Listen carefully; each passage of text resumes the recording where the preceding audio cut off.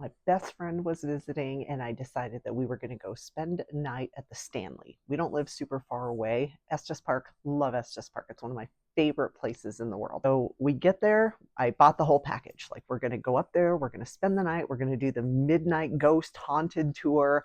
So this is one of my best friends. We've been friends since college. We know each other really well. She understands what's going on when we go to stay there. So she's had experiences herself. She doesn't see the dead like I do, but she definitely feels things. So we drive up to the Stanley, gorgeous hotel, beautiful, super old, been there forever. Um, and I'm not really getting anything as we drive up. It's gorgeous though. It's so pretty. It's in the fall, a little bit cool. You know, the leaves are starting to fall, surrounded by aspens, super, super gorgeous.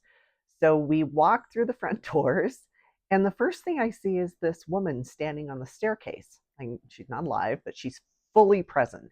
So I should say that you guys have heard me talk about the memory imprints, right? Where something's happened and you just see this ongoing over and over and over of whatever it is that happened there. Is they're not really fully present. They're there, but they're sort of a shadow of themselves. They've been there so long, maybe they don't really remember why they're there. So they're not very communicative. They're kind of confused. Then you have this kind of dead person. She's fully in her faculties, just like she was when she was living, and she's attached to the property. Have no idea who she is, right? She's just this elderly lady, white hair, done very nicely, but the way that she's dressed is very early 1900s. So I acknowledge her. She acknowledges me, kind of like the woman did in that restaurant, where it's this very nod, but she looked at me like, oh, you're one of those people. Like, you're here to whatever. So as we're checking in, I ask the lady who's helping us at the front desk, have people reported a woman standing on the stairs? And she's like, I don't want to talk about it. I don't want to talk about that. Let me get you checked in. She like wanted no part of having a discussion. So we asked her, my friend Lisa asked her, can we have like a very active room? So everybody knows there's a certain room in that was in The Shining that everybody wants to stay in. I think it's the room Stephen King stayed in. So that one's obviously booked up. I knew that we weren't going to get into that one. But the woman said, I'll put you upstairs. So she got us like a suite, which was awesome. So, and this wasn't prohibitively expensive. So I'm not made of money. It wasn't super expensive. It was like the cost of a regular night at a hotel. I think this was like in 2012. So we go up the flights of stairs. And as soon as I opened the door to our room, I could see, now this was like a memory imprint, I could see a younger woman dressed in clothes like from the late 1800s, maybe. And she was pushing the window open saying, oh, it's so hot in here. Why is it always so hot in here? But it was the fall. So obviously, whatever I'm seeing happened in the summer because it does get warm up there.